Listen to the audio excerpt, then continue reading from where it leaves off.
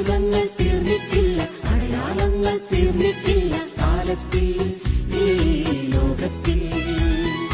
എൻ്റെ പേര് പോൾ തങ്കെന്നാണ്. സുൽത്താൻപേട്ട ഇടവയാണ്. ഞാൻ സാക്ഷ്യം പറയുന്നത് എൻ്റെ ചെറിയ മോൾക്ക് വേണ്ടിയാണ്.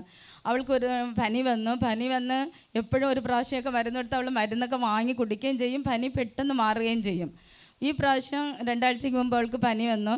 3 പ്രാവശ്യം ഡോക്ടറെ അടുത്ത് പോകേണ്ട വന്നു. അപ്പം ഞാനിവിടെ സാക്ഷ്യം പറയാമെന്നൊന്നും പറയുന്നില്ല, എന്നിട്ടും പ്രാർത്ഥിച്ചു.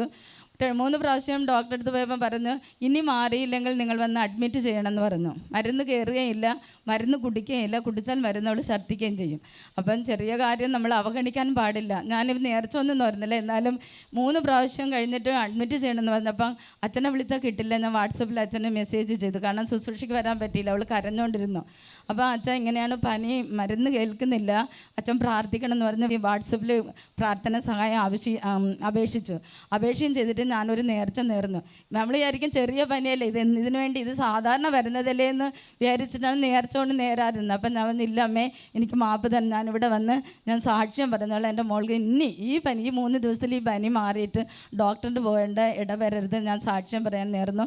പിന്നെ ഡോക്ടറിൻ്റെ അടുത്ത് പോകേണ്ടതെന്നില്ല, അവളിപ്പോൾ ഒരാഴ്ച കൊണ്ട് സ്കൂളിൽ പോകുന്നുണ്ട്. Praise the Lord. അല്ലേ, കൊച്ചിന് പനിയുണ്ടായിരുന്നു, പലതവണ പനി വന്നതാണ്, മാറിയില്ല. സാക്ഷ്യ ദൈവത്തെ മഹത്വപ്പെടുത്താമെന്ന് നേർന്നു, മാറി.